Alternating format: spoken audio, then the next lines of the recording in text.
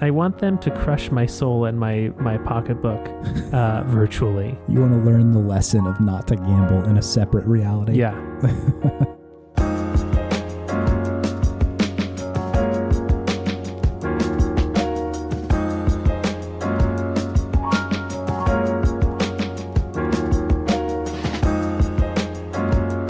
Welcome to Video Game Podtimism. It is the Optimist video game variety show where two best friends talk about the wonderful world of gaming. My name is Chase. Wow. And my name is David. This is a watershed pod right now, David. This is the last pod before Chase transforms. Yeah, for anybody who hasn't maybe listened to the podcast in the last like month or so, we're having a baby, and it will be here soon. I don't think quite by the time you're hearing this, if nothing else exciting happens, but like for sure by next week, by the 5th of July or whatever. Yeah, we're on our way, and up to this point, it's been like, I don't know, we'll see. It's definitive now. This little lady gonna show up one way or another. Yeah, it's happening. So we will be taking a break for a little while. I am not sure when, but I would suspect like at least a month or two. Yes. Without a Podtimism in your inbox, because like I haven't done this before. I don't know what I'm doing, and famously, people are like, "Yeah, you like kind of don't sleep for a little while," and so yeah, I suspect that that's like not conducive for making a podcast or video gaming. But we will be back, so just heads up. That's where we'll be. Mm-hmm. But David, I have started my paternity leave. Hell yeah. So you've been gaming a lot then. Yes, absolutely. I've been doing projects, and then when my body is unable to do projects anymore, I switch over to playing a video game to try and relax.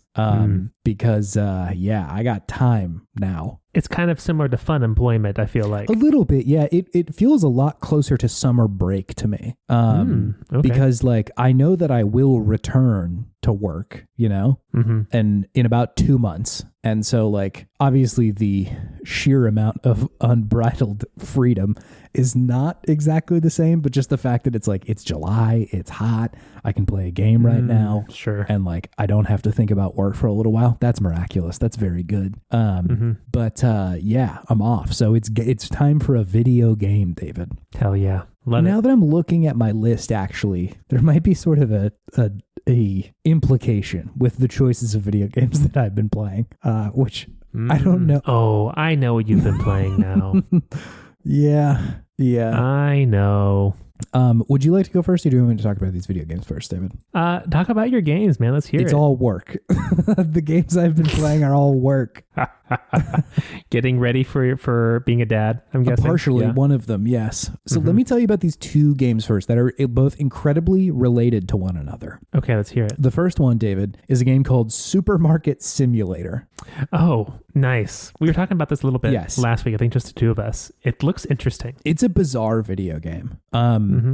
So I had talked a little bit last week about Cash Cleaner Simulator, which was like another one of these sim games. And the simulator genre is a very bizarre one. I don't want to have exactly the same conversation that we did last week, but just the kind of long and short of it is that like it's a strange genre that like I find hard to really wrap my head around a lot of the time because it means so many different things in different contexts, right? Like Farming Simulator is so different to Cash Cleaner Simulator, is so different to Gas Station Simulator, is so different to Power Wash Simulator.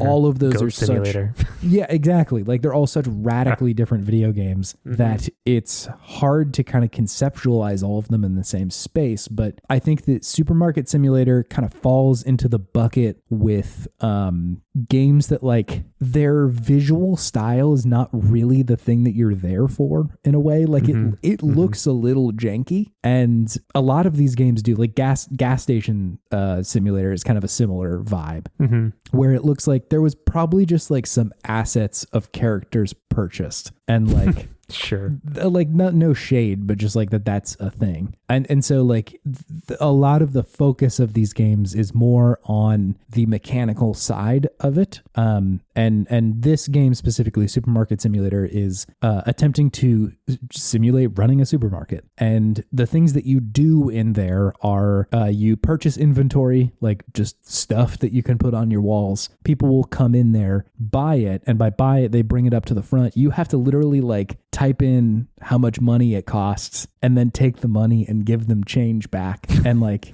it's a simulation. It's a simulator, it's baby. Full-blown simulatory. And like it's so bizarre because some of that is fun, but it also triggers a similar response in my brain to what playing like Jumpstart third grade felt like when I was younger. Sure. Just like, these are such simple games, but there is something quite satisfying about it. And also the fact that I'm having to be like, all right, how do I make $1.75 or 76 in change, you know, like, and having to like click on, okay, $1, 50 cents, 25, 1 penny, and then like shoot it back at him. Right.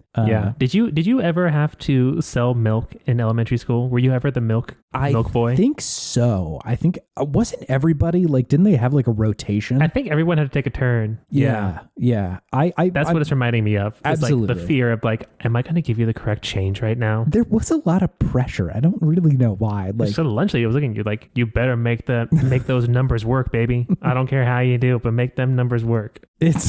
It was like not a sanctioned sale point at the elementary school. It was just like the lunch lady's racket that she ran. They were boosted off the back of a milk truck. Right. Yeah, exactly. Every week, a certain amount of milk would quote unquote go missing. And then this lunch lady's making, $5 every day or something like that. Mm-hmm. But so, yeah, it's a strange game for me to talk about. I think partially because like if this game was marketed or what's the word I'm looking for? Like if there was a different incentive structure around it or how you got access to this game, it would feel terrible. Like if this was a free to play game and you had to pay for any of this, I would be like, that is horrendous. Like it would feel so bad. But it's like, I don't remember how much the game cost. $15 right now on the Steam sale. It's not particularly expensive. And like it's like it plays like a normal game. And so it's strange that I enjoy playing it because it is so menial. It is incredibly like I would almost qualify it as boring. Like there's plenty of time where I feel like I am working a part-time job while I'm playing this video game, I've got either a podcast going or like a YouTube video or something that I'm mostly paying attention to. And I am kind of nascently just ringing people up at the supermarket, like I'm barely paying attention to it. And every now and then I'll be like, all right, what's my like stock look like right now? Like, let me go put some of this stuff away on the shelves, which is the thing too. Like you have to go physically pick up a box, take it out of the box, put it on the shelf and like price it accordingly as well. I would say like by far and above the most like strategic part of the game is A, how you keep your inventory, and B, how you price anything. The game has a concept of like market prices. And so it'll tell you like, hey, here's the market price for apples right now. And so like you either have to choose like, am I going to price things around there? Or like, am I going to try and like gouge people on this one thing or underprice it to try and like get people in here to buy a lot of shit? And so like, that's a little bit more strategic, but I never find it like a real ponderer, like I'm never really sitting there like, what am I going to do? What's my possible option? It's mostly just like, I'll just set it to market rate. And like, if there's something that, I really want to try and make some money on, I'll boost that up a little bit. But like, that's really it. The inventory stuff is a little more complicated because like, it is pretty annoying to try and just like constantly only have as much inventory as you need because you have to constantly be like putting it back on the shelf and shit like that. And so you have to find this balance of like, I need to buy enough that I don't just immediately run out when I don't have any more, but you don't want to like also just blow all your money on stock that people are not buying, right? Which again, like as I was sort of referencing earlier, these problems are almost boring, like it's the same sort of strange, bizarre situation I find myself in where I'm thinking about Power Wash Simulator and I'm like, there's no way that should be fun. Why is that a fun video game? And I think that there is just something very satisfying about simple mechanics like that aren't necessarily like hyper complex, but it is more just kind of about like doing the tasks, and like, you know, it's kind of meditative in a way. I think is part of the appeal there, especially Power Wash Simulator. Like that one I think is like the example for meditative video games, because you do need to be kind of focused at all times, but you don't have to be so focused that it's tiring. It's really just like, I need to make sure I'm hitting these lines correctly. Again, it like truly almost meditative, because you have to like focus on just the in and out breath and like have that be the thing that is the center of your focus, in the way that it's like, okay, I'm going to kind of roll this piece of the power wash over here, and then I'm going to go over there, and oh, I missed a spot. Let me get that real quick. Like it's just in the moment sort of an experience. And I feel similarly in Supermarket Simulator. That said, it's weird, man. It's a weird game. Sometimes I will come on here and talk about video games that I'm like, that's good. And I think a lot of people would like that. And sometimes I'll talk about an automation game where I'm like, you need to be a special kind of brain broken to like this, like myself. This one I think is maybe even more narrow than that, where like a to-do list is perhaps a fun thing for you. You know, menial tasks. Because that's really all this is just like do the stuff that you need to do and try to make more money so that you can like make your store a little bigger, or like hire staff to do the cashier register for you or something, you know? And so I do think it has like a fun arc in the way that you're progressing. Like a lot of the time you're just trying to reach for like, all right, I need to unlock a new license so I can sell different like produce, or make my actual storefront bigger, or unlock like new kinds of shelves and stuff that will help me. And so it has the sort of incentive in there to keep playing and keep doing all this. It's just that like it is also quite menial in the way that you do that. And so I'm enjoying it for sure. And I think there are also a lot of people who do, because it's got a lot of reviews on Steam.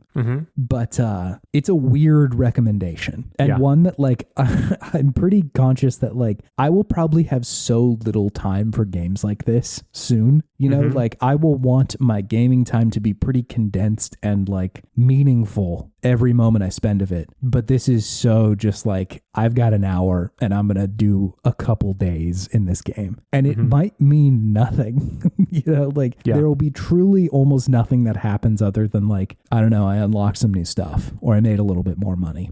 On the topic of that specifically too, progress is pretty slow in this game. Like, you know, you start out with, you know, not very much money, and you make some money, but it's not quick. You know, like I feel like the arc in Satisfactory is, it feels fast. It isn't always that. And a lot of that just comes down to like, how quickly can you automate a lot of this stuff and make it run well? But this one is like, I'll put in a day where it's like, I feel like we did great at the store. We sold a bunch of shit and a lot of people came in here, and like you make like $100 or something like that, you know, and of profit, I should say. And like a new shelf is like $200. So it's like, well, I'm only halfway to the fucking shelf, man. And of course, like that speeds up eventually, but it is a pretty slow game overall. Like the clip at which you're unlocking new shit is not that quick. And so like, again, I think it does demand a certain amount of like relinquishing control a little bit, because I've played for 8 hours on this game, and I've like made my shop a little bigger. I've got 2 people working for me, and like I've got some, I just unlocked produce. Like that's pretty much as far as I've gotten, which I think in a lot of other games, like you would be like making rocket ships by that point, you know? You have a carrot that looks like a rocket ship, but that's it. Yeah, that's really it. And so it's such a strange experience. And one that I am enjoying, but it comes with a strange sort of recommendation of be aware of this. And also like, I think part of my hesitation is that I do wonder if this will prey on the mind of someone specific. And I don't know what that person is. It might be me. I don't know. But again, like that's what I was getting at with like, if the like financials of this game were any different, I would feel pretty bad. But again, it's kind of just like, hey, you bought it, like you can play however much you want to. It's not like trying to keep you there by saying, do you want to download like all the DLC? Like, no, it's just, it's just there. But yeah, point being, like, I wonder if there is a type of person who will fall headlong into this in a bad way, but I also don't know, because again, it's kind of boring. So like, maybe not. I don't know. Maybe I'm worrying about something for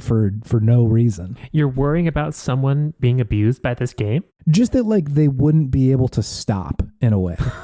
I guess it's the and same. You feel about this. You feel that way about this game compared to all like the automation and factory games that you've played that you've sunk like hundreds of hours into. I can only assume. I think so, because like there is even less of my brain engaged in this game. Like the automations ones are. I think that they can suck a lot of time from you, but they're very like cerebral in a lot of moments. Of like you look at a problem and you're like, okay, I need to think about how much output this factory is making, do some math and try to figure out like how much I will need at this other section, and then actually like devise a plan to do that. And you're using a lot more of your brain, whereas like I'm like banana, cereal, milk, $8.57. Okay, he gave me 10. Here's the change back. You know, like it's just it's so straightforward.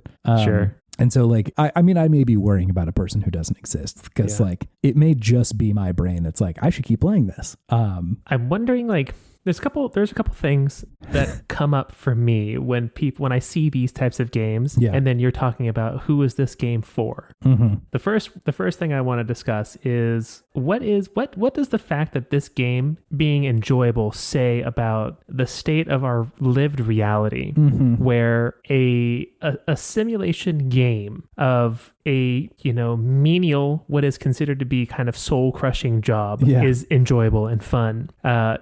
Were these jobs at one point in time fun when compensation and benefits were better for very what we would say in common parlance as unskilled labor? Right. Is there some sort of a beautiful simplicity to life that we have forgotten about from like the 50s and the 40s of just like the shop person who just has their shop on the street and they live their whole life doing that, and it's a nice simple life that they enjoy and they can make a living on it. Right. So that's the first thing that comes to mind. Like gas station simulator, like menial job simulator is kind of a genre of video game right now, which is fascinating to me from like a societal point of view. I've got about 1 million answers and I don't know. So maybe hold the second question until we get through these, because I've got so many ideas. God, where to even start? Am I going to talk to Hassan Abi right now?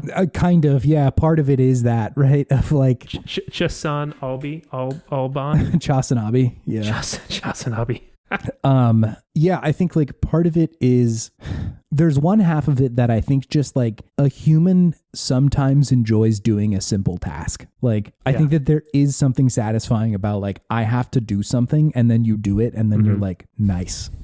Like just a lizard brain part of you that is satisfied by a thing that gets done. Immediate goal attainment. Yeah, and I think it's, helpful that this game doesn't really ever have like people who come and yell at you in real life. Like this isn't a Strand game where somebody connects to your instance and comes and shouts at you about how your prices are terrible. Yeah, part of me is like these NPCs are not talking to you and you don't seem to have a boss who's breathing down your neck all at all times. I'm like, is really the worst thing about our lived reality other people? Kind of. Could be a big part of it. And yeah, I think that like there's a lot of that too, and that like nobody ever yells at you. There are like thieves in this game that like really just pose another challenge. And also notably, you can just turn thieves off in this game. Wow. Like there's just checkbox, which I did because I was like that like that part of the game makes me feel like I need to watch more intently than I want to. Like I need to be looking at people to see if they're stealing things. Like I don't really want to deal with that. That's fine. Yeah. And they just let me turn that off, which is phenomenal. It's great. To the point about like there is a fantasy in this of like, I wish that I just had the ability to do like these tasks that seem quote unquote simple. I'm sure this is not a simple world, or this is a simplification of this kind of stuff in a lot of ways. But it's kind of interesting, I think, to an outsider looking in of being like, wouldn't this be cool if I could just do this and this could be like my life or something, And yeah, I think you're correct that obviously this game doesn't talk about like, do I get health insurance from this or something? But just like it skips everything else in between the supermarket simulating, you know, like you don't go home and be like, how am I going to pay my rent or anything? It's just like, that is totally obscured away. And you just do the supermarket simulation. There's this game called Mini Golf that I played for something that I don't think will be out yet. So I'm not going to talk about where I played that for. It's probably obvious if you know what other podcast I talk about. But they did this like behind the scenes kind of in universe series of videos called Mini Talk about like the game, a video series that's like in universe. And it's kind of just the game developers talking about game design through this like veiled fiction of the world itself. But if one of the things I found very interesting is they talked about playing video games as a form of disobedience, in that like the very simple example they used was like, I was in geometry class and I passed the phone between me and my friend and we played Snake or something like that. Sure. And it's just a form of being like, I don't want to do this right now. And I'm using play as a push against the power structure that be. But they extrapolated that out to like, there is a form of wish fulfillment and control that a game can give you that the real world can't sometimes, and that can be a very gratifying experience. And I think makes sense why some people would play a game as a form of like expression or just asserting their like almost protest against the powers that be through playing a video game. So, you know, on .zip, we talk a lot about games that have very similar themes a lot of the time, a lot about like bodily autonomy and identity and like what it's like to be a human. And a lot of the things come up in games, I think, a lot because that probably comes up a lot in life. And video games, if you're thinking about them as a way to like disobey the power structures that be, playing a game that, you know, is talking about like trans identity or something like that suddenly is like a very powerful experience because it feels like you are being subversive to the powers that are currently, you know, controlling a lot of our lives. Point being, I think that it is a very tempting vision of the world to be like, what if I just like ran my own shit and didn't have to deal with everything else, and like people were just kind of people that walked through my store and I could make money, you know, like, I very much don't view it as like the Republican start your own business kind of propaganda, but more so like there is a dignity to work that I think this game puts forward in a way that it's just like, wouldn't it be cool if this is all you had to do, you know? Yeah. And you felt good about it and you felt like you were doing something for your community and the people around you, for providing food. Yeah. Right. And yeah, so it's like, it's almost this simulation of like, wouldn't it be nice if life was this simple? You know? Yeah. I don't think it's appealing to the like, weren't the 50s sick or anything like that. Cause I think a lot of what people are thinking about there is that like, even though they say like, oh, it was because everybody knew their neighbor and yada, yada, well, partially, but like, I think a lot of what people are thinking of, if it's not the people who are just white supremacists who are being like, it was cool when most people were white, like, okay, well, that's a different thing entirely. But I think some people who are not thinking of that may also just be considering like, wasn't it cool when there was like more of a social safety net and like income inequality wasn't insane? Because like you could buy a house feasibly, you know, if you were just like working at a grocery store, you know? Wow. Because that's insane. Like to the modern mind, that's impossible. Absolutely. And again, like this game doesn't allow you to buy a house, but it allows you to engage in this form of the economy in a way that like is like, yeah, all right, like I'm making progress. And I think that's part of it, is that like it just feels so hard to do anything in the modern economy if you don't already have a shitload of money. And so like, wow, it feels good to just be like, I made some income today. And like, it's enough. Yeah. Also, I didn't have to get approved for a loan from the bank to start this small business, or do you? You can take out loans in this game. I don't. But at the beginning of the game, it's just like you start the business. Yeah, no, it's just there. Yeah, you're hustling, you're asking your neighbors and your parents and your family for money. Yeah, exactly. Go up to some banker, be like, here's my business plan, baby. Let me do a little razzle dazzle for you. Yeah. It's going to be the best supermarket you've ever seen. I think that there's something to be said too of just like, there is no distance from your own labor in this game. Like the game doesn't really make a distinction between like the store's money and your money. It's just kind of all the same thing, but you are the beneficiary directly of your own labor. You know, like you make the money that you make rather than like it has to filter through some other people, which I think is a little interesting once you start being able to like hire people, because then like you're a boss and that's sort of a different equation. But now I got power structures, baby. Right. Yeah, exactly. But in the beginning of the game, you truly just like the money that you're making is yours, which I think is just also such a fantasy for so many people of like, that would be cool, right? Of like, even for people who are like in well-paying jobs, it's like, got it. I don't see most of the economic benefit of the labor that I produce, you know, like it's rare for that to be the case of like the money that I am making is the result of directly the amount of labor I put into this or the worth of it, you know? There's not as much, I suppose, alienation from the value of your labor.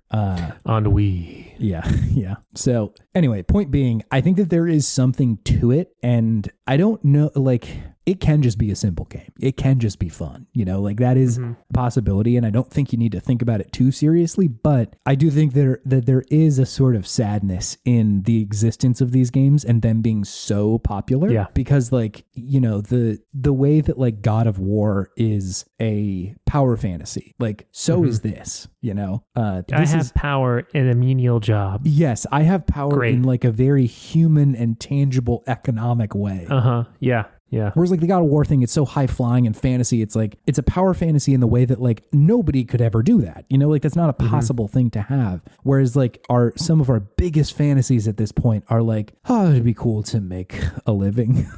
You know, like that's just such a neat idea. And I think each one of these games is going to have a different interpretation of that idea, because like Power Washing Simulator is like partially that, but it's so much more focused on just the act of power washing, you know? Like, yeah, absolutely. I think you do make some money, but it's really just to unlock more power washing shit. It's a side part of the game. Yeah. And so that's way more, I think, just kind of the lizard brain stuff. And even like Farming Sim, I think is maybe closer to this, but not exactly the same, because it's so kind of like focused on the gear and the technical aspect of it. Yeah. Using the right equipment for the right job for the right time, and like the right part of the equipment and doing it in the right order. Planning it. Yeah.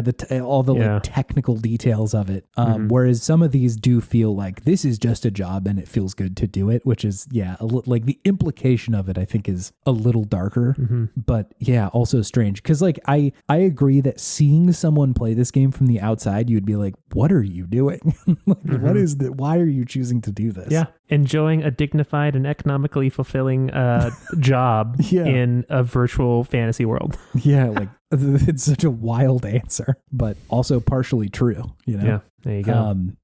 In sort of a related note, I have also been playing TCG Card Shop Simulator. Nice. Which I bring this up because I wanted to check both of them out. The TCG Shop Simulator is in earlier access. Supermarket Sim like came out in 1.0 kind of recently, but I saw that TCG Shop got also like very good reviews. And usually if anything is overwhelmingly positive on Steam, I'll be like, I should at least try it, you know? And I think it is a very weird game because it is so close to the other one, to Supermarket Sim, like down to the fact that like they use very similar terms of like market value for an item, and like the way that you pull money out of the register is like almost identical. The way that things go onto the shelf is almost identical. And so like I do wonder how much of that is like, are they aping that formula, or is this just what like a game made in, I don't know, Unreal or Unity or whatever they're using? Like, does it all just kind of come out of the box with a similar set of ideas? It's possible that it's either, but like it does feel like a very similar version. Like essentially when Vampire Survivors came out, you saw a bunch of games that were like that, but just like a little bit different. And so, but I don't know nearly enough about this genre to be like, this one was first, or this one's the definitive version, or this is the big one that everybody's aping. But I was interested in it, so I wanted to check it out. And I will say pretty much everything I spoke about Supermarket Simulator is exactly the same. But the big twist is that they also have this like card management thing that you're doing, because essentially you're running a shop where you sell essentially their in-universe game of Pokemon cards. Like that's their thing. And you can, if you want to, just take your packs that you're selling and open some of them, right? And you will it very much in like a kind of free to play card game sort of deal. Will pop them open and it'll show you which ones you got, and some of them are rare and some of them are normal and shit. But if you find one that is rare, it's worth more, like physically in your shop, and so you can sell it for more. And so it becomes this like almost diabolical back and forth that you have to consider of like, all right, I bought 40 packs of these booster packs for this amount of money. Am I willing to risk opening some of them on the off chance that I get a really valuable card? Yeah. Because there's no guarantee, like no, you don't know. Not. And sometimes they're worth a lot, right? Like just weigh them, weigh each one. Yeah, see that's how you know, right? Yeah. And so it's this very brutal situation where it's kind of fun to kind of play around with this because it is so silly and so ridiculous. But again, if this game was if the way that you use money in it was any different, I would be like, please do not play this. But again, it's just a game you buy, so it's only like your own progress is inhibited by like, am I cool with maybe not making as much money today because I opened some bummer packs? Virtual money. Right. Yeah, exactly. And I will say that like that part of the game feels almost like gambling, but not really. Cause like there's many times where I'm like, man, I didn't make very much money today. I'm going to go pop open a few packs to see if I get something nice. And sometimes you do. And it's very satisfying because it's like, wow, I currently have $500 in the bank and I just pulled a card that's worth $400 or something. And then you put it on display and just wait for somebody to buy it. So the loop is there and it is quite fun. It's just like in the back of my mind, I'm like, this is such fire that they're playing with, like the financials of this are on the border of being so sketchy, but they're, to me, fine. Like you have nothing to lose but the money in your shop. That's really it. And so the risk is pretty low, but just like, I'm like, man, if you use this power for evil, it would be so bad. Like as far as game design evil, like, oh, if you wanted to buy a couple packs, here's some, pay us some real money. You're right. Yeah, exactly. Like say in the game, if it was like, if you want to buy packs, it's like you have to use the in-game currency, but you can only buy so many a day. And if you want to speed that process up, you can pay us real money. And then it's like, are you just opening digital cards for an in-game purchase that doesn't actually translate to anything? Like it could be very sketchy. I feel like that is already a thing for microtransaction games on phones. I don't think these games are going to do that, or at least not these versions of these games. Maybe in the future, but it doesn't sketch me out when they're just like, oh, here it is for free. Just play the game. Yeah, and the game does cost a little bit, but it's not like terrible, But just like in my mind, I'm thinking like, oh my God, I'm so glad this is just like a game you can buy and not something that requires or asks more of you. Absolutely. But yeah, I mean, like, I don't have quite as much to say because like most of the shit I said about Supermarket Simulator also is true here. I will say there's like, it's fun to sell the cards. I think that's like kind of neat and gives me kind of a fun vibe of like, oh, I've been to comic stores and card shops before. Like that's a fun thing. Yeah. You can decorate it kind of however you want to. It does cost money to like do decorations, but like that's fun to make it look cooler and have it be fun, or at least look interesting. I love when people come up to the register and they're like, I have this card. How much will you pay me for it? And it's like either under or over market. And you have to be like, no, I can't pay you for that. Or like, oh my God, this guy has like a gold mine on his hand, but he's asking so little for it that like, I have to buy this right now, even though it's like $700 or something. It's your Pawn Stars moment, huh? Exactly. No, exactly. Yeah. It's the same satisfaction. So all of that's very good.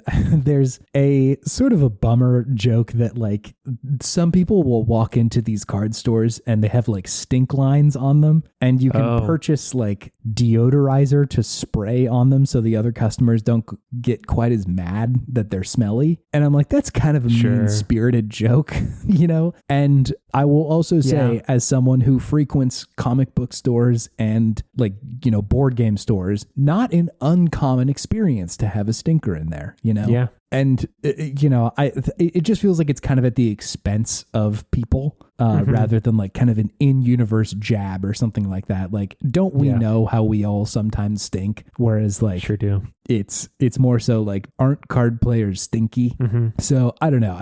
I always find that a little bit like, come on guys, this feels like don't you hate it when a stinky nerd walks in your store? Yeah. It's come on, we're playing the game about owning a TCG card shop, man. Like, you know your audience a little bit here. Like, I just found it kind of mean spirited, but it's not it really takes away the feeling of the whole game. It's just kind of something that I'm like, it doesn't really hit for me. Regardless, I think that like between the two of them, I found Supermarket Sim to be like a little bit more satisfying in the long run, just because like of the speed with which you are getting shit and kind of unlocking stuff. If Supermarket Sim is slow, this game is very slow.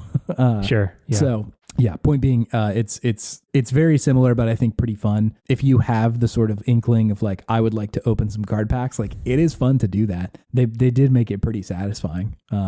And so like maybe give it a look, but same sort of endorsement about it being a very strange niche of games that like it probably, if you know you will like it, you already know, like you don't need me to recommend this to you. Yeah. And if you know, like, that's not my shit, this one probably is not. I agree with you. I'm not going to convince you. No, yeah. Like it's not the situation of like, maybe step out of your boundary and try something new. Maybe you'll like it. No, probably not. Like you probably already know if you like this shit or not. Yeah. But I will say, David, yes, on the topic of stepping out of your boundary and trying a game that is kind of weird and strange, but maybe you will like it. Yeah. I've been playing Death Stranding 2 on the beach, David. You knew you were going to like that game. You loved the first one. I did. But sure. Just in general, people playing Death Stranding 2 or Death Stranding 1, I think it's a very different game. And so like... Did you see the quote from Kojima that he was mad that people liked it so much when they were playtesting? Yeah. He's like, we got to go back and make it worse. Yes, that he's like, I was hoping to take enough risks that people wouldn't like it, like that it would be more divisive. Yeah. But he accidentally made a good game. And maybe that's just PR. Maybe that's him kind of like saying like, oh no, we can't make a bad one. It's too good. But I also kind of believe him because he's so into movies and shit. And like, that's kind of a common discussion about my game. Yeah. Or like, I want the stinker that like a lot of people really do like, actually. The divisive entry in their catalog. But backing up just a little bit, Death Stranding is a series by the game, or by a lot of people, but headed up by Hideo Kojima, one of our I guess patron saints of the pod. We like a lot of his video games, and I was like very mixed initially on Death Stranding 1. I played it like right when it came out and got essentially to the first time that you encounter a BT, a beached thing, as the game calls them, which is like tar monsters kind of. And the way that works is that you have a BB, a bridge baby on your chest, and they have the ability to detect these beached things, which are these tar monsters, and the baby will start crying and freaking out when they see one. And the first time I played it, I like got like drawn through the tar, and the baby was freaking out, and I lost all my shit, and I'm like, I don't think this game is for me. It's too much. It's so stressful. And I didn't play it for a while. Like I paused there and was like, you know what? I don't know, man. I don't know if this is it. And I actually think that that's not an uncommon experience, that a lot of people experience the like kind of first moment of not loving Death Stranding 1. Whereas what ended up happening to me was I played it, I think in 2020, partially because I was like, that is a bananas game concept of like, essentially in the universe, there is an invisible disease that has forced people into their homes, and the outside world is like only inhabited by like delivery people. And so like for that to come out in 2020, it was kind of mind blowing, but I really, really enjoyed it that time I played it. And partially, I think that like that game just doesn't really put its best foot forward. Like it becomes very, very fun to me the farther you get into it. Like the more complicated sort of stuff you can do, and like the mechanics you're unlocking. And Sam Porter Bridges, the main character in the game, Norman Reedus himself, he also gets like stronger and better. And so like it becomes more of a video game eventually, but just like the intro to it is so much and so intense and like kind of hard to parse initially, because you're like, what even am I doing in this video game? Like it's kind of new, a new set of verbs in there that they're asking you to engage with. Anyway, point being, I really liked the first one. I thought it was really good. Narratively, I was seated for all of it. I was just so interested. I'm a sucker for Hideo games and like the risks that they take and sort of the tone of it all, which I know doesn't work for some people, but just like the dude clearly loves video games and is so comfortable with the game being a video game from time to time. Yep. And like not always in a mechanical way, like in a narrative way too, of like just weird, like looking at the camera kind kind of moments, or like them sort of winking and nodding about certain mechanics of like, that's such a strange inclusion here, or the fact that Kojima like knows his audience and knows that like he's going to fuck with them in some way, and that's all part of it as well. So I'm always seated for whatever he's got. And I was interested in what was going on with 2 because I was just like, what else is there? Like, what else can you do with that? Mm-hmm. And I'm going to try and stay like as spoiler free as I possibly can about most stuff, like narratively, mechanically, almost all of it, because like a lot of it is very fun to discover for yourself, kind of like what happens and what you can and can't do. Mm-hmm. But just at like a high level, I will say that like the game finds its rhythm much faster than the last one did. That like it is offering you the fun things about the game within the first like hour of the game. You're doing a lot of shit that took you hours to get to in the first one. Yeah. You're immediately delivering packages. You're immediately engaging in combat and shit like that with both people and BTs. And you're also getting just bizarre fucking Hideo Kojima shit in there as well, too. Like, it is not that it is not in there. It just feels like maybe there is a little bit more of a careful eye on how do we balance the amount of stuff that's in here. Because as much as I'm a freak for any Hideo Kojima cutscene, I know that that's not a common feeling. A lot of people complain about like, oh, his cutscenes are too fucking long and like it's really long-winded. And I'm like, I'm good with that, but I understand how someone might not love that. Yeah, not for everybody. Yeah, understandably, I get that. And so I think like all in all, it's a much smarter decision to structure it like this, where you've got like just a much smaller amount of time between the game firing up, you understand the stakes, you understand what's going on, and you're delivering and engaging with the mechanics of the video game. So like, you know, top level, I'm really enjoying this. I think it's really, really good. And I am very interested in where the story is going and what the narrative is talking about, because the first one, you know, in broad strokes was about like connecting the United States and like bringing it onto the chiral network, as they say. And I think that the undercurrent there was a bid for connection, a sort of ask, not from Hideo Kojima for people to interact with him, but just saying like, I think maybe we have forgotten that like the connection with each other is the thing that makes us cool, you know? And that's, you know, regardless of the United States specifically, but just that like there is strength in our connection to each other. And I found that effective and pretty good. And I feel like the question they ask almost immediately in the second one is like, you sure? That's sort of the follow-up question of like, are we sure that it's all good? You know? And I don't have an answer to that in the game, to be clear yet, but I feel like it is being asked as I'm playing through the story of like, is this going to work out in the way that we hope it is, you know? And I'm finding that really effective. There is also the sort of small scale story being told between, you know, Sam, the bridge baby Lou, who I will say nothing more about if you haven't played the first one, but it centers around that character. And also Fragile plays a very big role in this game, the character from the first one. Cool. Leah Seydoux, I think is the actress's name. And yeah, their comings and goings. Again, I don't want to spoil too much because I think it's like they hit the ground running pretty quick. Sure. Essentially the initial pitch of like the first just couple hours is like, you need to do the same thing for Mexico that you did to the United States. Hook them up to the chiral network, you know? Yeah. And then it just goes from there. But there is so much shit in there. And I'm just kind of soaking in the enjoyment of this game right now. I don't really know where it's going overall, but I'm enjoying pretty much everything I'm seeing.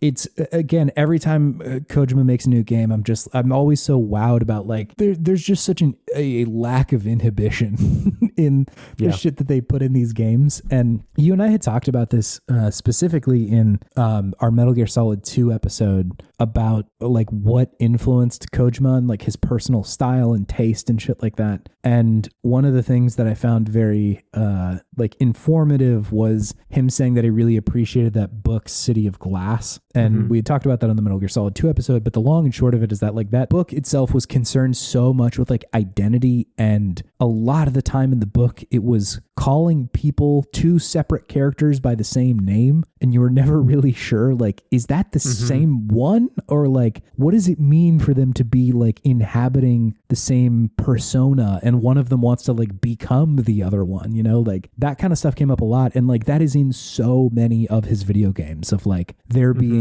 Solid Snake, Liquid Snake, Solidus Snake, there being different versions of Snake, that the identity of those people changes and shifts. And like in the beginning of 2, you're called Snake, and then it changes to Raiden. And like Snake himself was like, no, I'm not Snake, I'm Pliskin, and shit like that. Like all of that sort of question around like who somebody is comes up so frequently. And that happens a lot in this one. And I'm just so excited every time it does, because I'm like, you're pulling out the big guns for this shit, you know, like you're pulling out the tried and true sort of techniques that he's got. And so I'm just really thrilled whenever it's like they've got a character who has the same name as another one, but is not the same person. That's always really thrilling. I love that all postmodern stuff. Exactly. Yeah. It's just so strange, and I really, really enjoy it whenever it's deployed. There's some characters from the marketing material that I'm not spoiling here, but all of them are really incredible. Tarman is very good. The little puppet dude is amazing.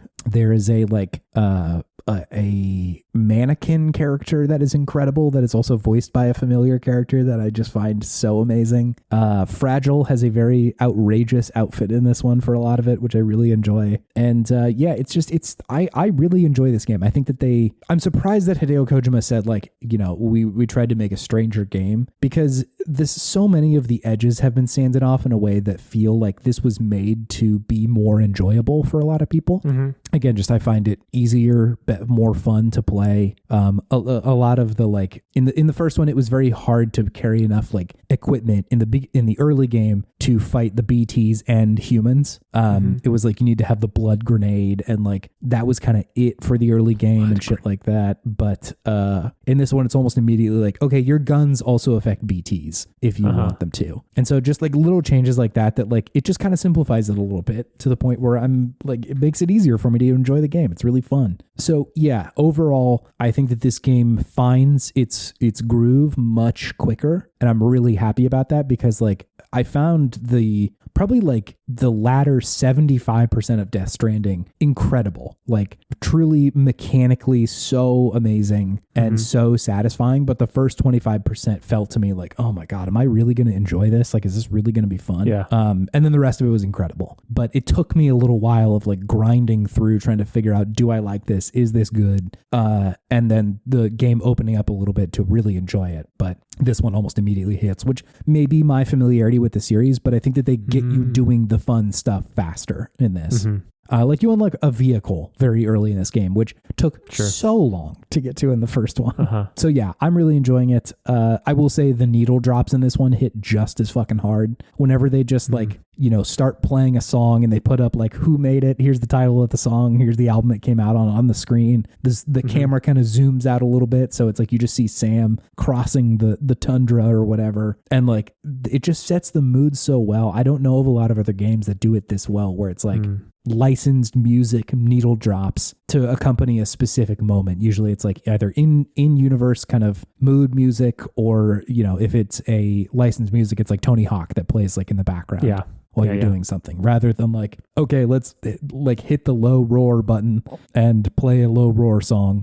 And, you know, it really makes you like feel something when you're approaching like a new city, or you just came from a boss fight, or something kind of brutal happened. It's great. I really like it. I think that like I'm not a person who always subscribes to like the auteur theory of like, you know, one person can make a game amazing. I think that if you are one person and you have a vision for a game, that can be great if you're the person who makes it. But of course, like this game took hundreds of people to make. And so like I don't think it's Hideo Kojima who is specifically doing it, but I like the games that their team made. And so like I love the vision of just a strange idea being taken to its extent, you know?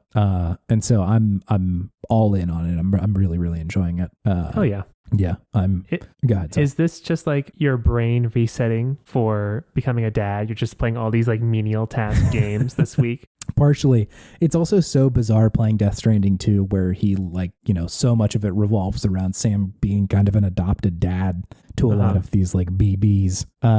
It's strange. It's a very strange moment. But yeah, like I wonder if I'm just training my brain to like, all right, become a porter, transport things from one place to another. I mean, I'm going to be a porter for a child very soon. I got that baby Bjorn locked and loaded. Would love to take a little walk. Nice. Sounds like you've been having a good gaming week. I think so. Yeah. Did you? How much of Death Stranding 1 did you play? Did you play it at all? I played it. I don't know know how far I got. I don't know if I got that far in the game. I feel like I probably put like 4 or 5 hours into the game. Yeah. I think I was like just starting to make my way across the United States. Yeah. That game, I enjoyed it. It was a little stressful for me when I had to deal with the BTs. I'm like, I don't know if this is for me. Yeah, I totally agree, and that's why I dropped it initially. Was like, I'm too fucking stressed. Like, this is not a fun, like, yeehaw, we're sneaking around Shadow Moses kind of thing. It's like, I'm truly stressed out. I am just a squishy little delivery man. I'm gonna die. Yeah. I mean, like, the stakes in the game are higher a lot of the time in comparison to even like Metal Gear, which is weird because Metal Gear has to deal with like nuclear arms and shit. But just like the state of the world in Death Stranding is so dire and bleak that it's like, I don't know if I can always be there. But I think in contrast to something like Fallout, where the world is bleak and like the world almost kind of wants you to revel in how silly it is to try and live in this terrible world. I think Death Stranding is much more hopeful most of the time of like, we must live in this world, you know, and like there is a sense of hope that is built into a lot of that video game, even while it's like pretty hard to be there sometimes. Yeah, it's good. I would say maybe give it another chance. Because I had the same experience and it took me a while to really get on board with it. It's definitely on my revisit list. Yeah, for sure. Most definitely. I think it's worth it. What do you got going on there? What you been playing, my dudes? I have been playing just a couple games. Yeah. Really. A lot of Monster Train. Yeah, absolutely. A lot of Monster Train still. How's it treating you? I mean, it's a very fun game. It's very good. It is hard for me to get through a full run. I just get my ass beat the second to last stage. There's just always some dude who just comes through and just wrecks me, just absolutely destroys my shit. It's usually the cherub boss for me. The little like... the cherub hasn't been... I guess I fought the cherub in the beginning. I don't know if they change around when they are and they make them more difficult or anything like that. But the cherub hasn't been too bad for me. But I hear that. I could see how... Because he's the one who heals all the time, right? I can't remember if he's the healer, but the one that always fucks me up is when he has Spike, or like he imbues spikes on certain characters. Oh, yeah. Because like that just ruins my whole strategy most of the time. Because like if I typically do have like some squishier units in the back, and if they hit anybody, they're dead. So I have to like try and figure out how to manage that. Yeah. But that one really regularly will fuck me up. Yeah. No, the guy who's fucked me up a couple times, I don't even know his name. He just like has a big axe and he just plows through my dudes. And he's got like multi-strike with 52 attack power. I'm like, how am I supposed to destroy this man? How am I supposed to do this? So yeah, it's a nice challenge, something to noodle around in the old brain to figure out what do I do to get past this monstrosity in this game. But the game's still great. Having a lot of fun with it. The music is so good. It's very good. The music reminds me of Trans-Siberian Orchestra. Yeah, it's got like a lot of the guitar playing is very like almost gent adjacent. Yeah. But yeah, with like the strings and the like orchestral backing in there a lot of the time. I was about to say, yeah, the orchestra with the guitars. Yeah. And of course you're on a train, so yeah, Trans-Siberian. Feels right. Yeah. Trans-Siberian. So it feels good. It's a very fun game. I'm really enjoying my time with it. What are you still sticking with the two base clans? Are you branching out at all? Just the two base clans so far still. Yeah. I'm close to unlocking the Luna Coven, I think. You are. Yeah.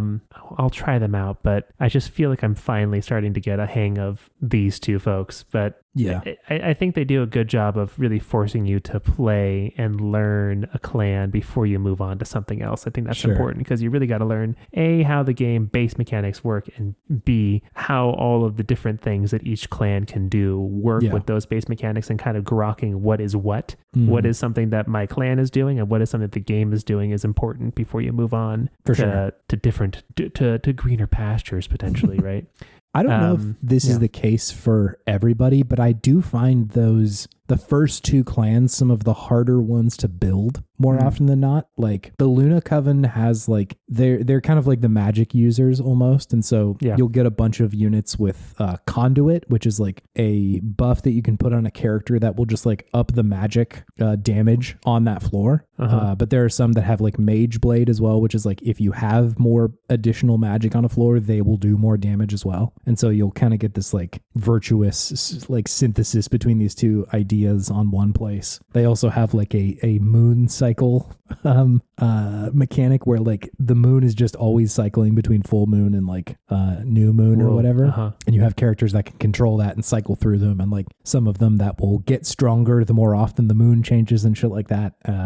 And all of that just made a little bit more sense to me. The same thing with the fourth clan. The fifth one still kind of eludes me a little bit, but I will say that for whatever reason, the first two, it took me longer to figure out like what was a valid build with either of them. I feel like for me, the Fallen are more difficult than the Pyreborn. The Pyreborn, you just lube them up, baby. You get them all you put the lubed up, as much lube as you can, and that's the trick. At least that's what I have found helped me so far. Yeah, I mean, like, there's a bunch of different builds you can do with any of them, but yeah, the Pyre gel does work pretty well if you can get like a lot of it on a certain character. The lube build, yeah. Yeah, exactly. Yeah, with the Fallen, like, Valor is just kind of a strange mechanic. Yeah. That's the one where it's like you move a character, the kind of base card, it moves a character and gives them one Valor, which is like, it ups their attack a little bit, and if they're at the front at the next turn or the beginning of the next turn or something like that, it'll give them a shield as well. And so like, it's just sort of hard to square those two things, but I think it is, like I said last time, it's telling you that like, hey, you should be moving these characters around a lot. That you should have a build that like is okay with not having one specific position for any of them. But that's like kind of hard to do. Big boy in the front build with that clan. Yeah, or if there are, that like you need to be okay with them moving a little bit or have a plan for them to move. Just loop them up, baby. Just get the Pyre gel. It's much easier. Yeah. I'm glad to hear you're still enjoying this game. Yeah, it's good brain massager game. Yeah, totally. Good times. Mind has gone blank. All you can think about is Norman Reedus. That dinkus. Yeah. It's gone. It's gone. It's gone. Well, so your handful of games was truly Monster Train. I think so. I think it was just a bunch of monsters, and I maybe thought that they were other games too. But it's going to come to me in a flash probably when I sit down to play a game after the podcast. We'll see what happens. You can withhold the right to jump in at our other segments here if you need to. Thank you. I appreciate that. Yeah. Hey, speaking of other segments, can I hit you with a manga minute real quick? Oh, yeah, please. I talked a little bit about reading through Fire Punch. A little bleak, a little intense. Yes. Needed a palate cleanser.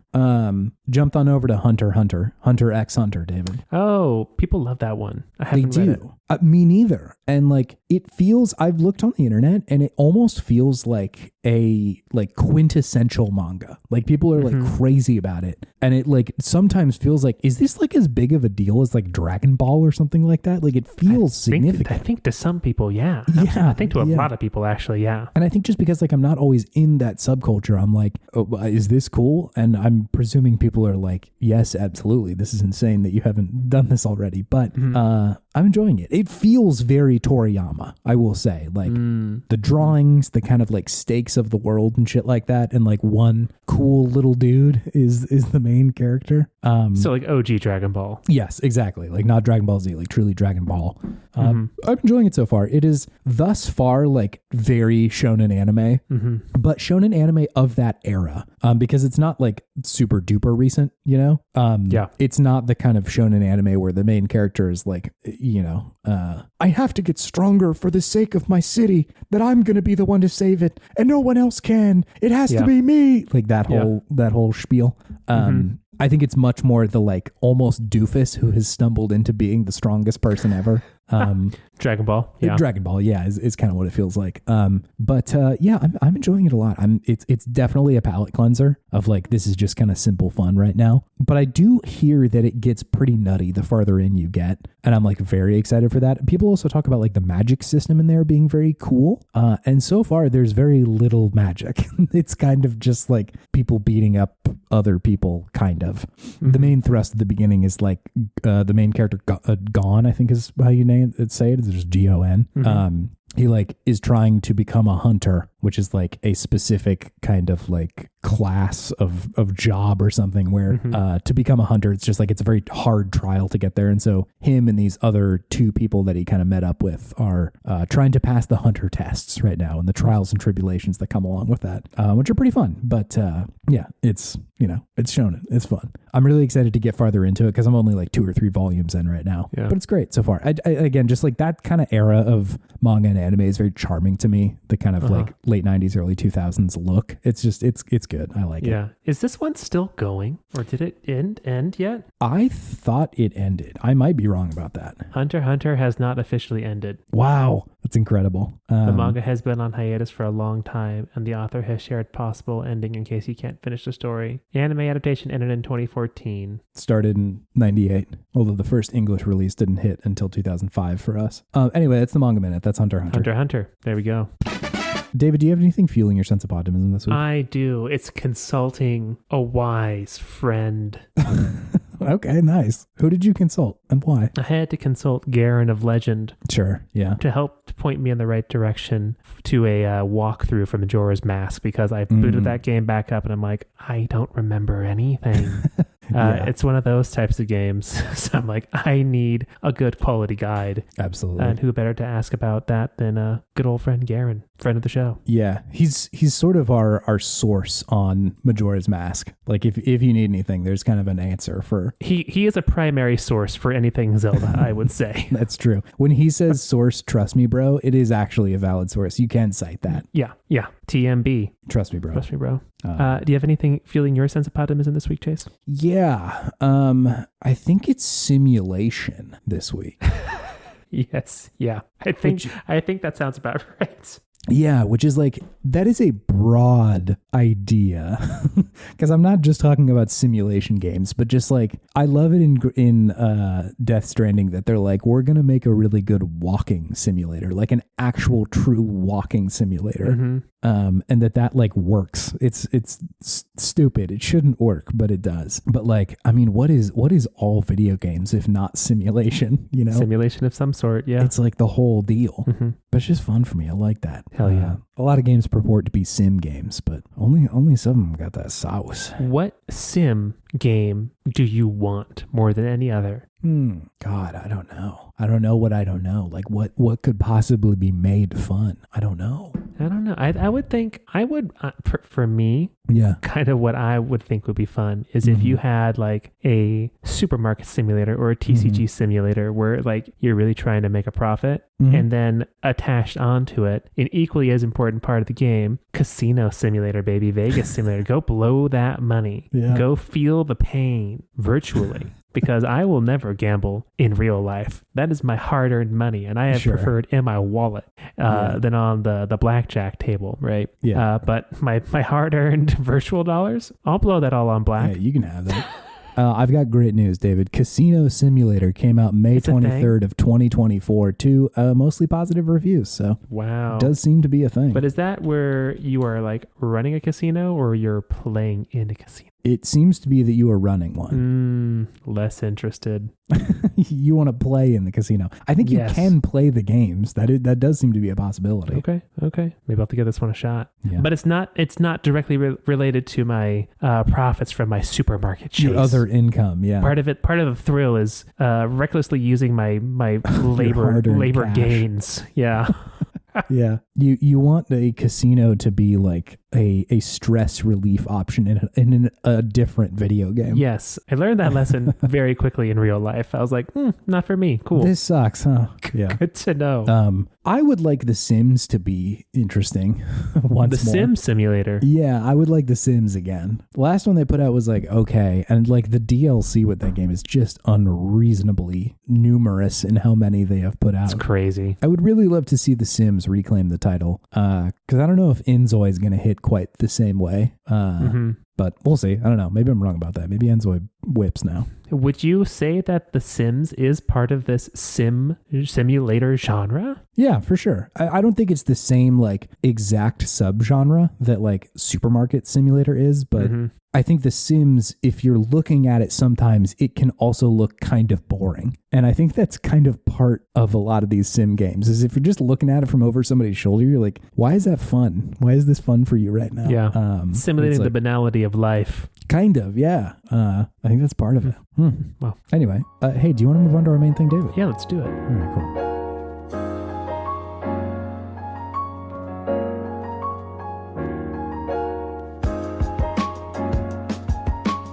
Hey, welcome to Good Games. It's a segment where we talk about the okayest games of yesteryear and talk and gush all the things that we love about them. I almost said touch all the things that we love about them, which was it's a very different segment.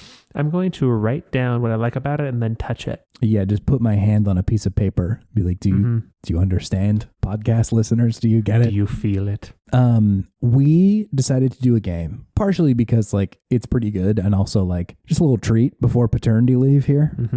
Decided to play the game Ape Escape, which was suggested to us by Pokechan. I think we had recently played a game from them as well. But hey, it's Ape Escape, man. Why not? Why not? On the topic of this game, Pokechan had to say, this game slaps. Some people have mixed feelings about the remake, but I quite enjoyed it. Give in to your nostalgia for a quintessentially 90s video game. Sounds about right. Sounds about right. Pokechan, thank you for your suggestion. Yeah, thank you. Have you played Ape Escape before, David? I had never played Ape Escape. Wow, really? Never once. That's exciting for me personally. I'm thrilled about that discovery. Whoa. You know, I think it's just my hatred of Donkey Kong. Just all other apes were just out.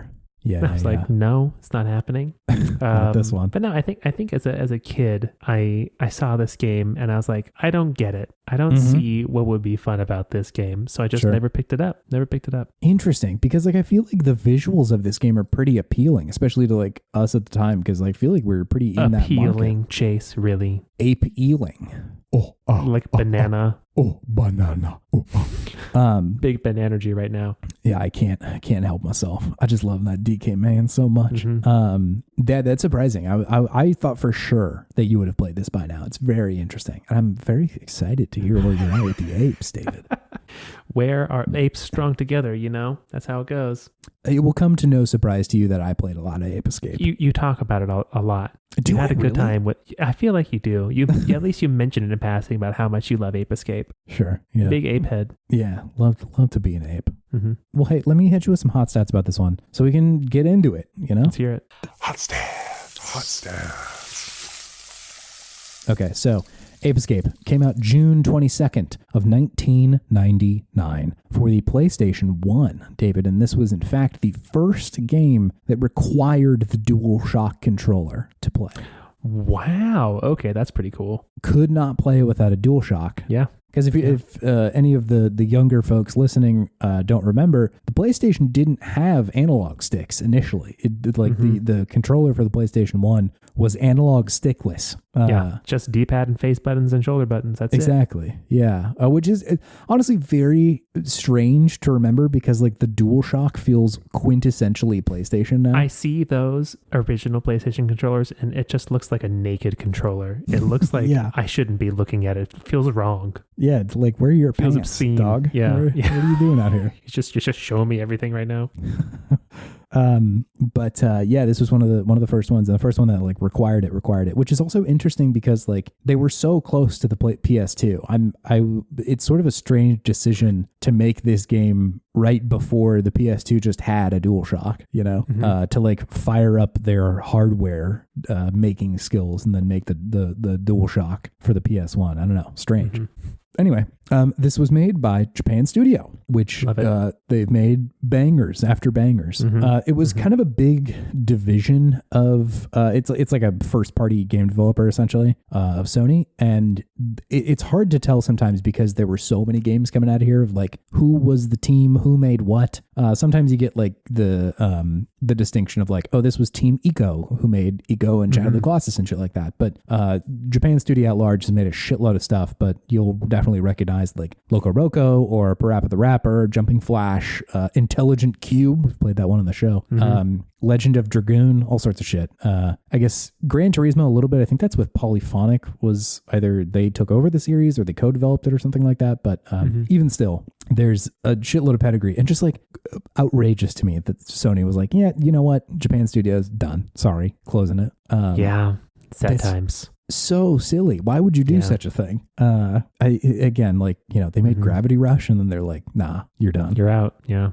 Silly. I do have a review from the outlet Video Games in parentheses German. And I took their review. I ran it through Google Translate a number of times, one language into another, eventually arriving back out in English, which I'm going to read for you right now, David. After a few hours of play, I finally got the hang of the game and the tools I need to operate it. I like the tools, especially the variety of tools. The control panel finally comes into town. The compact layout is always sexy, and there are plenty of places to explore. The graphics and sound effects are also great. If the monkeys can handle it over long periods of play, they'll be able to show their true potential. Snake adds some color to the story, especially the interesting ones. But realistically speaking, Ape Escape is much faster than Rambler, so it wins by a huge margin. And they gave that an 8.6 out of 10. They liked it. It won by a huge margin. 8.6 out of 10 sounds appropriate. It's much faster than Rambler. Sounds appropriate. It sounds appropriate. Could you tell me what this is, David? I was about to say, how many monkey noises are we going to make during this pod? I'm aping out, man. Sorry, you asked me to what? You're like, what is this show anymore? What do you want me to do, you monkey man? The monkey noises are getting to me. Yeah, sorry. I should know better that I shouldn't taunt your DK hatred while we're trying to do the pod. I'm back in Nam right now. Yeah. He stole my star and didn't even think about it. How is this possible?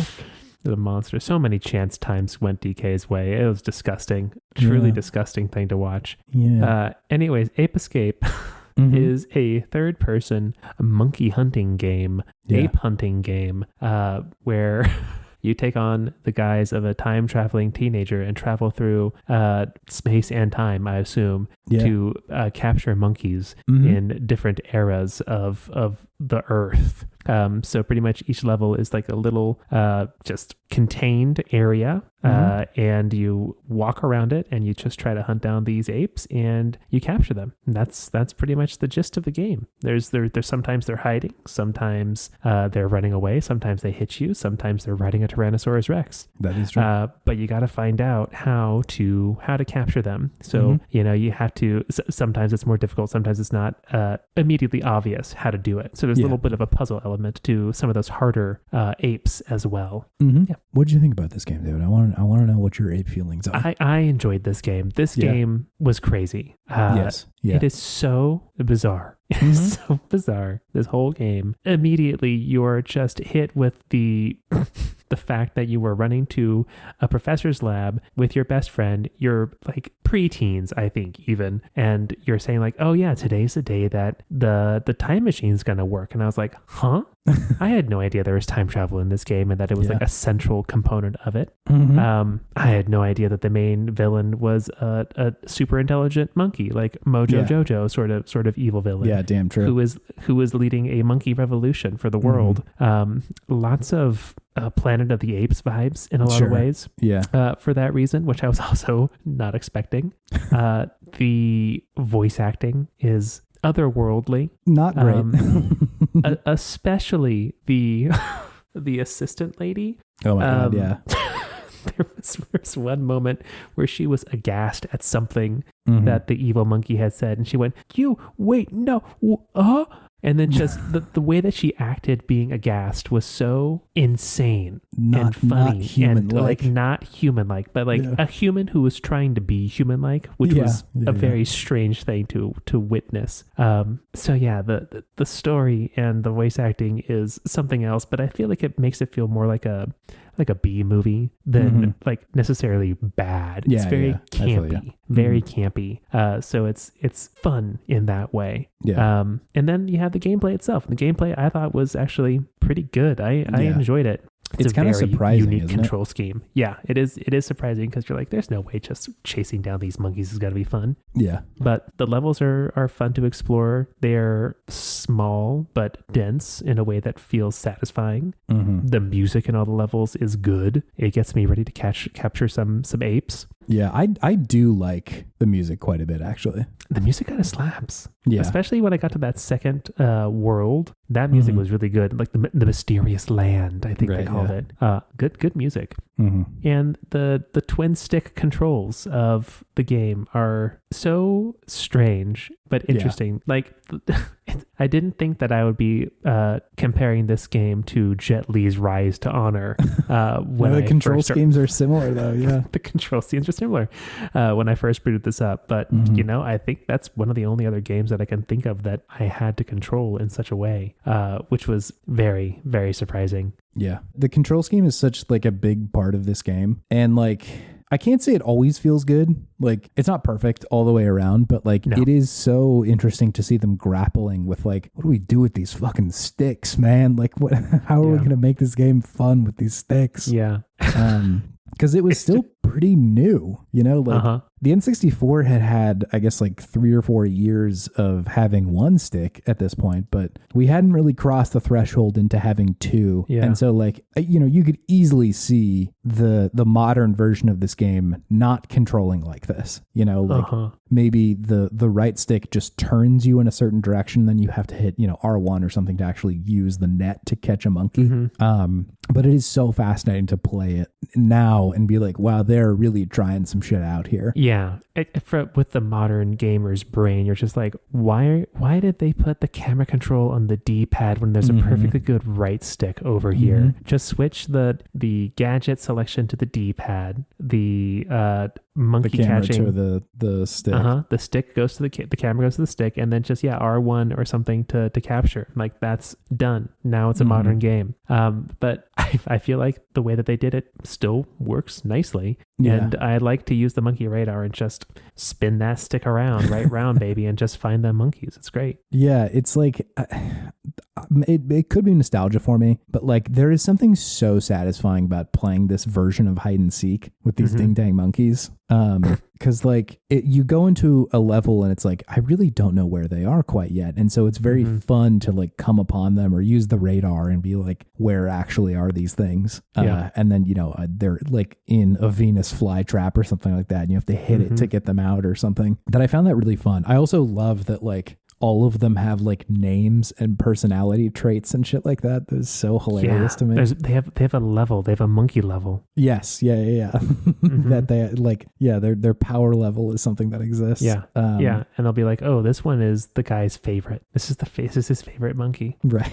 It's also funny that usually the power level refers to, can they use a gun or not?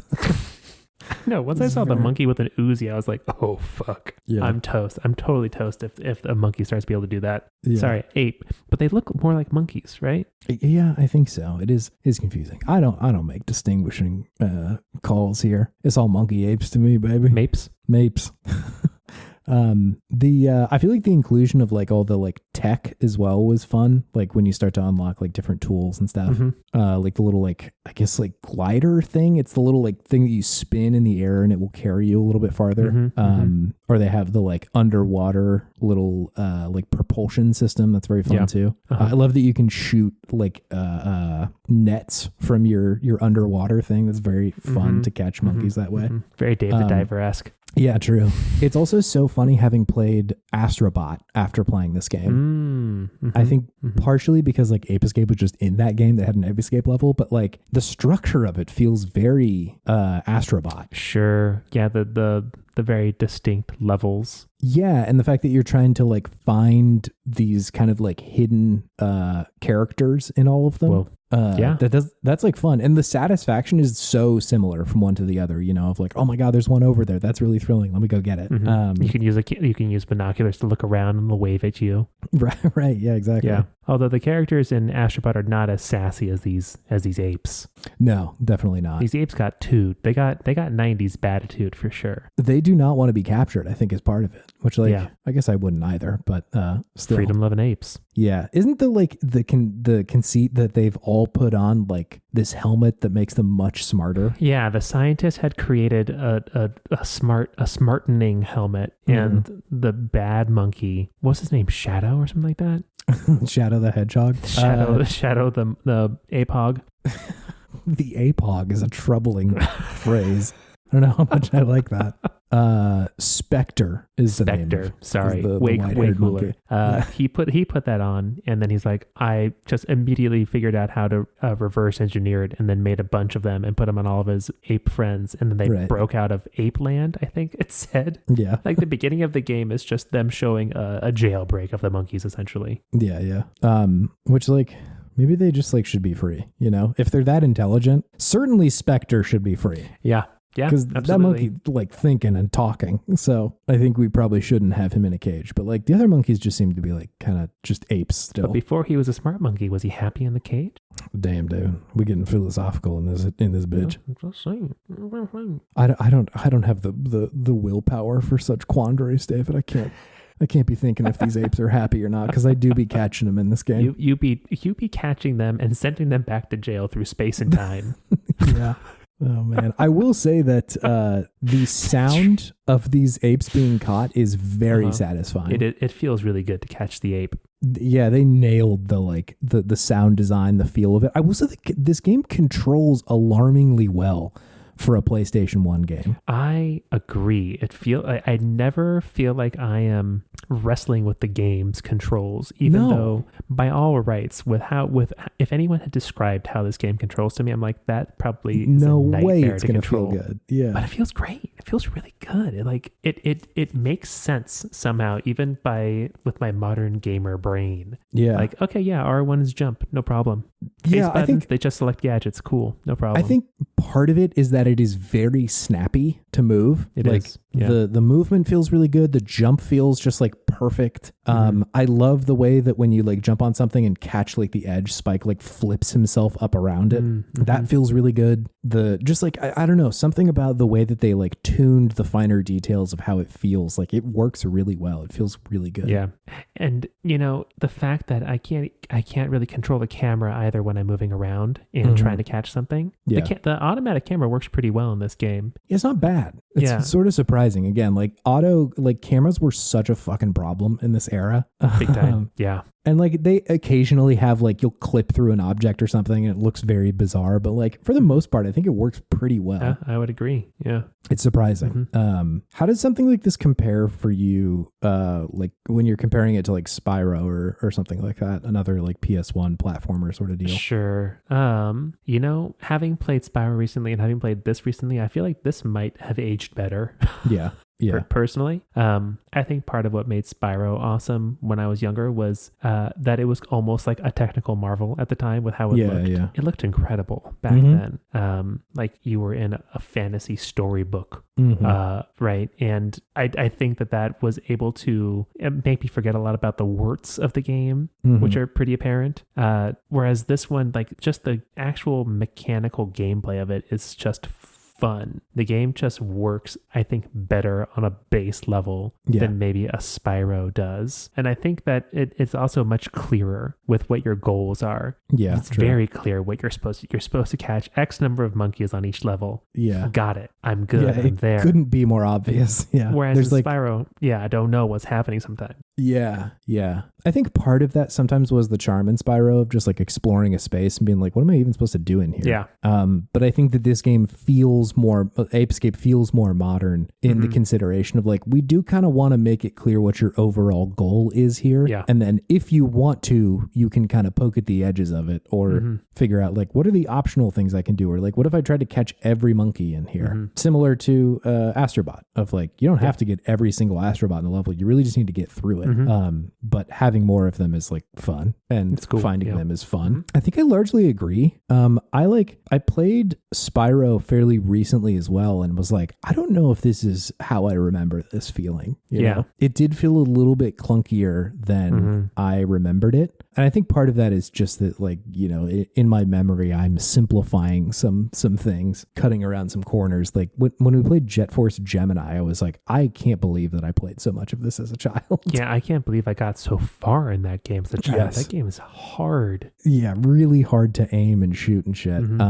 But Spyro, and like, I feel like Crash to a certain extent, although I do feel like Crash still kind of works, even if it isn't like perfect in every moment. I think Crash 1 was the one that didn't feel quite as great, but I think 2 and 3 feel pretty good, even by modern standards. Remarkably difficult video games, but yes, not they don't feel quite as bad in hindsight. Do you have Crash Bandicoot feelings? I played a lot of Crash 3. I also played a lot of Crash 3 Warped. I liked that one a lot. That one, I had a lot of fun with it. Did I beat the game? Absolutely not. The game was hard. But I remember having a lot of fun with it when I was younger. I always see Crash 4 lurking around on sales, and I'm always like, do I touch? Because it got good reviews too when it came out. Did it? I don't remember really at all. I think it was pretty. I don't think it was like amazing reviews, but like solid, like good. Yeah. Wow, the Wikipedia article for that game is huge. You're right. It's kind of like hovering around like 7s and 9s. That's it. For whatever reason, that's much better than I remember it being. No, I remember people being like, hey, yeah, good, nice return for Crash Bandicoot. Yeah. Maybe it's time. The game is literally called It's About Time. It is about time. A new child is coming into the world. It's time to play Crash 4. It's time to play Crash. Return to our roots. It is interesting to see a lot of those games that like they were originally platforming games in that era, and they have tried to like remain relevant, you know? Like it's so bizarre to see a game like that reinvent itself now. I mean, they could give Crash Bandicoot a gun. They could give him a gun, give him the Shadow the Hedgehog treatment, man. What if he's shooting people? The Second Amendment says the right to Bandicoot arms. He's a 2A nut job now, huh? Yeah. Oh man. He just loves his guns. There is probably someone out there who has pitched like a adult animated cartoon of all of your beloved childhood platforming stars, like as adults living together in like a halfway house or something, and they all have like some terrible personality flaw or affliction. And Crash Bandicoot being a 2A nut sounds like that would be appropriate for that show. Yeah. Oh my God. He's a big Constitution head now. But only when it comes to like his own sovereignty, right? His sovereign statehood or whatever it is they do. Yeah, his right to bear arms, his right to be an asshole. Yeah, that's it. Essentially, that's it. God, I don't think I could watch that show. I think that would bum me out. No, that show would be horrendous. That's like, just even thinking about the pitch for that show makes me cringe. It'd be so bad. Yeah. Anyway, point being, it's bizarre to see them try and reinvent themselves and try it again. Like Ratchet and Clank seems to largely have done it by just doing more Ratchet and Clank. But they're like, I think this formula still kind of works still. And he started off with a gun, so you didn't have to give him one. Yeah, true. He was already there. But like Spyro wasn't there a new Spyro game that like wasn't very good? There have been a couple. There were Skylanders. There was that. Right. Yeah. That was very popular, I think, but I don't know if it got great reviews. Yeah. The Legend of Spyro the Eternal Night. Do you remember that when he was like edgy? No. Was that like 2005? 2007. Yeah. Same difference. Yeah. Yeah, pretty much same era. But yeah, it's like kind of hard to transfer those ideas, and I do wonder what Ape Escape in 2025 looks like, if that's an idea. Although we've sort of said it already, I think it is just Astrobot. I think that is like what is fun about that game. It relies on very similar things. Yeah. I mean, I don't know. I feel like what makes this game fun is that the structure of it is almost like a modern indie game. Right. Yeah. You know, I think that's true. It's small in scope. It's not trying to give you a bunch of different things to do in each level. It's just it's very focused. I don't know if you could make like a big budget game in this style and nowadays. But I feel like there are still very fun components of this game that you could extrapolate upon. And like you say, I think that probably looks a lot like Astrobot. Yeah, I think so. Like just kind of going a little bit bigger and making the mechanics all just flow really well. Honestly, I think that like the past like 10 years of Mario has just like really set the bar so fucking high for mechanics and like platformers and shit that like it's hard to come for the king nowadays, you know? It was hard then because like the abundance of platformers that are not very good make that clear. But like Astrobot, I think, is an exception to the rule of Mario being like the top dog. And even that seems like they put so much effort into it. You know, like it does not look easy to have done that. It didn't just happen. No. No. They didn't It was stumble very into considered. Yeah, absolutely. Cool. Do you have anything else to say about Ape Escape, David? I really enjoyed it. It's zany, it's wild, it's wacky. It is not afraid to just be a video game about a bunch of apes that have escaped with intelligent hats on. And it's just like everything about the game is so wild and weird, but it just works in this very fun little package. And I really enjoyed it. Yeah, no, same. I was very happy to return to it. It felt at the time like the future to me. Like I think part of that is just that like it's everything is going to be monkeys in the future. It's all apes. But just like the control scheme, I think like the game field all felt like, oh my God, we're living in the future now. And even when I returned to it, I'm like, oh, this feels like the future. It's such a strange sensation of like playing this old game now that I'm like, oh, doesn't the catching the monkey sound feel like it's so 2000 and late or whatever? It's actually 1999. Yeah, true. Sorry, Fergie. Anyway, sorry, Fergs. All right. Pokechan, thank you for your suggestion. Yeah, thank you.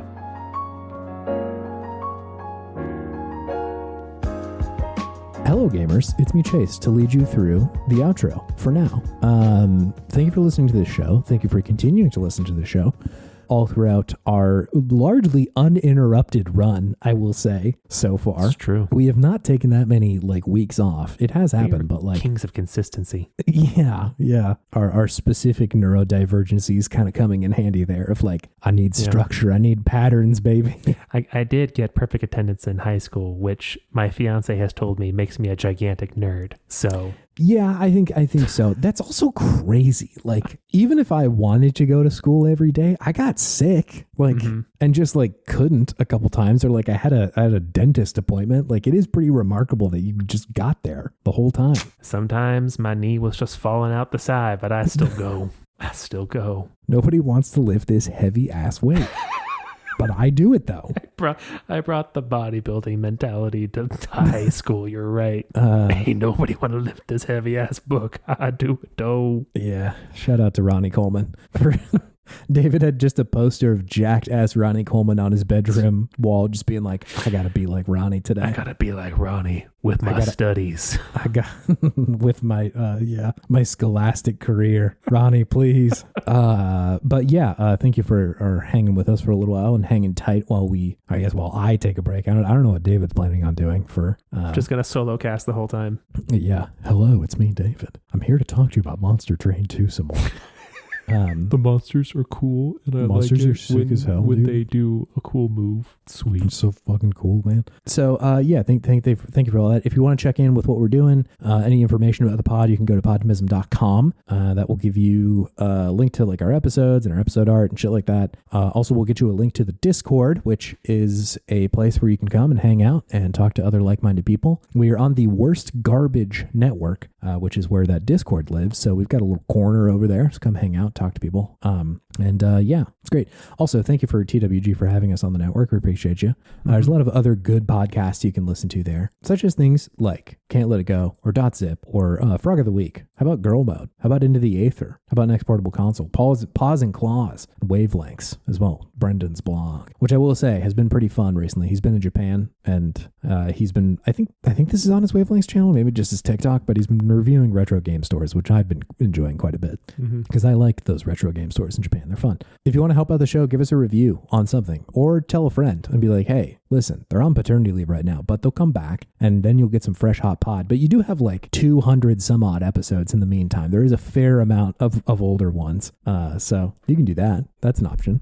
Anyway, thank you for listening and for being here with us and a part of this and continuing to do so as we step into a new chapter. Or I guess you're stepping with me. You're it's best friends, David. You can't go on without me. I am the best friend of a father soon. Yeah. Whoa. It's a big responsibility. Right? Yeah. True. I got some big changes in my life too. All right. That's true. I recently subscribed to the New York Times. Wow. Games. Oh, sure enough. Yeah. They got some bangers in there. So I got that going for me. I was going to be like, what about their coverage recently compelled you to subscribe to the New York Times? Because it's like, Nothing. Oops, all fart noises kind of coming out of their editorial board recently. Yeah. Their games and their cooking app. Great. Oh, yeah, absolutely. Cooking is NYT killer. Cooking is, got some heaters on there. Yeah. I like Connections. It's always fun. I do Connections. I do my Wordle. Yeah. I do the spelling bee. I do the crossword. Right. I do the strands. Yeah. Strands are good. Strands are a little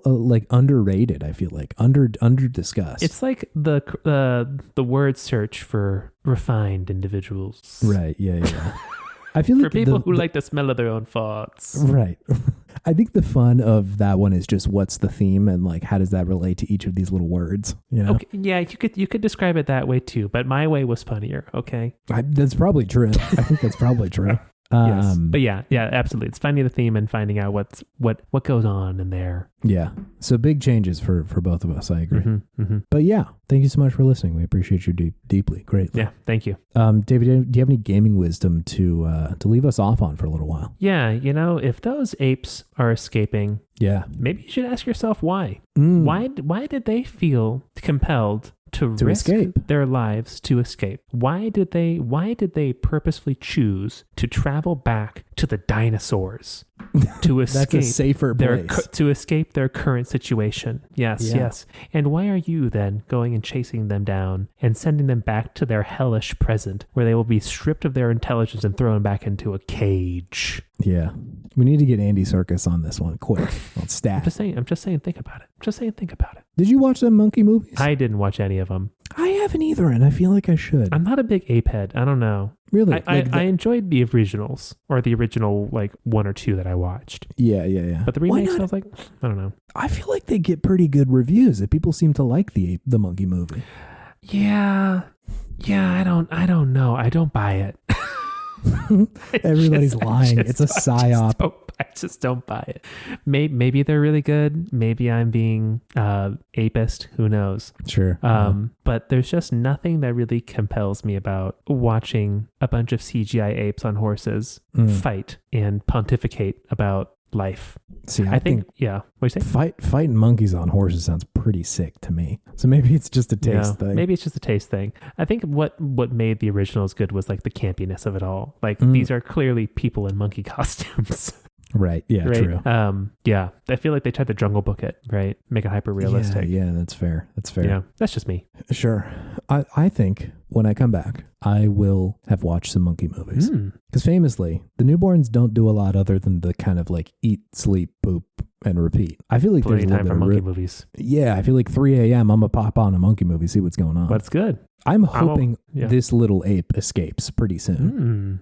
What is a human child but a little monkey? Hairless monkey. That's what we are. Hairless monkey. Yeah. Weird. They kind of do look a little ape-like right when they come out. They're all scrunched up and freaky. Yeah. They got lots of folds. Yeah. Hey. Lots of folds. For anybody who knows me or will see a picture of this baby at some point, you don't need to fool me. You don't need to try and say it's really cute. If it isn't, it's fine. I know how freaky these things look. It's okay. Chase doesn't have the cute baby gene, I guess. I don't think so, frankly. I think it's going to be a little freaky creature coming out. I mean, yeah. Not acclimated to the outside world yet. They've literally never seen it, which is so unreal to me. I can't believe that. Yeah, absolutely. I get to show that kid, here's what a leaf is. Right. You've never seen this before. You're going to continuously blow this child's mind. Here's what a grass is. Do you feel that? That little sensation on your skin? That's wind. It's fucking crazy. Yeah. That's Here's so a ray outrageous. of sunshine, child. Here's dirt. Oh my God. Yeah. Wild. And here's Kingdom Hearts. Oh, yeah.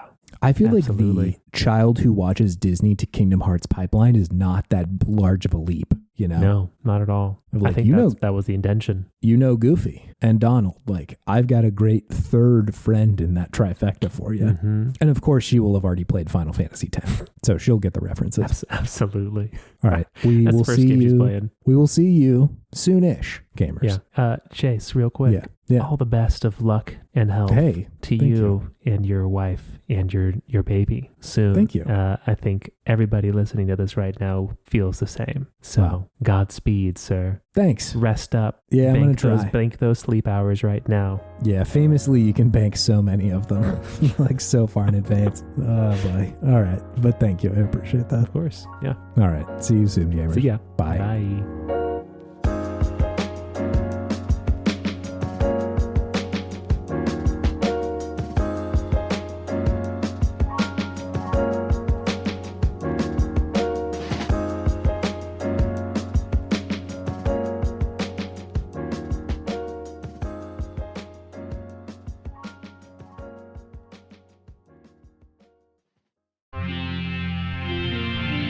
TWG, the worst garbage, online.